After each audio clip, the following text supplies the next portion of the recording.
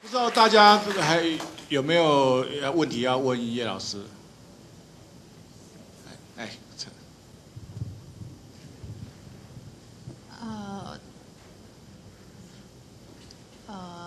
就对叶老师所提的这个调试的部分哈，实际上是很重要，没错。但是我觉得像目前我们公部门像环保署提的 Eco Life 啦，就还是这种节能减碳的、然后你看，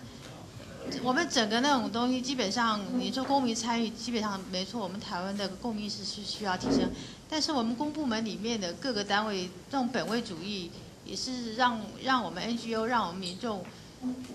傻眼啊！几十年了还在那里本位主义啊！那我觉得这两天卢老师带我们去看，你看很多地方，水利署、交通部很多东西就扒了一些东西不放，然后对于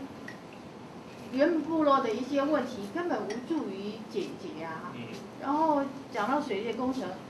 可以省水省电的，或者说可以节省到整个工程开发经费不做，要去做那种哇大工程，然后他们才有工程费可以 A 呀。你就觉得说这个真正要调整是我们公部门啊，那我们公部门是那个最大的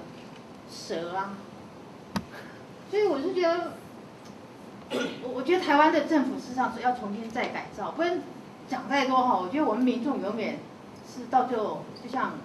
苗栗大埔的农民，或者是那个彰化的那个香饲料农民，到最后无语问苍天。谢谢。这个问题，这个问题其实议员来回答会更适合。官员现在又是民意代表，他就直接在 push 这些事情嘛啊。那当然，我想以我观点后，非常同意你刚刚说法了，就是说其实我们在各种不同的场域里面，也设法去推动，希望强迫政府去改变一些做法。比方说刚才有谈到的这种双向沟通的问题啊，环保署在最近因为要办那个全国气候变迁会议，因为这是 NGO 去年一些 NGO 去拜访马总统，就要求他要办的，但是拖了1年多，到现在还没有眉目。那现在怎么办？议题都还不知道要怎么弄，开了好几次筹备会议之后，就现在上次我提了一个东西，也许可以依照这个方法，我就现在就希望环保署在北中南东开4场大型的公民会议，来凝聚议题，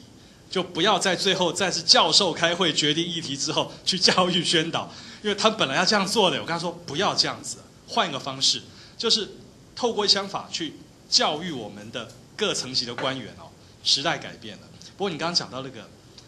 各部门之间的这种不合作的本位主义哈，我看来好像都没有什么改变，好像都差不多哎。就是我常会碰到这个问题啊，就是明明这件事情这2个单位加在一起就可以解决的，那偏偏他不让他解决，他不让他解决，最后就没了。那这个问题说实在不是我可以回答的，也许议员比较他在公部门待过更清楚这个东西。政府组织改造，光改造组织并不会改造政府的，要改造政府里面的人的想法，才会改变政府的哈。我相信最后还是人的想法，所以为什么我说教育如此重要？而且教育的对象不是教育人民哦，这个决策者其实更需要教育了。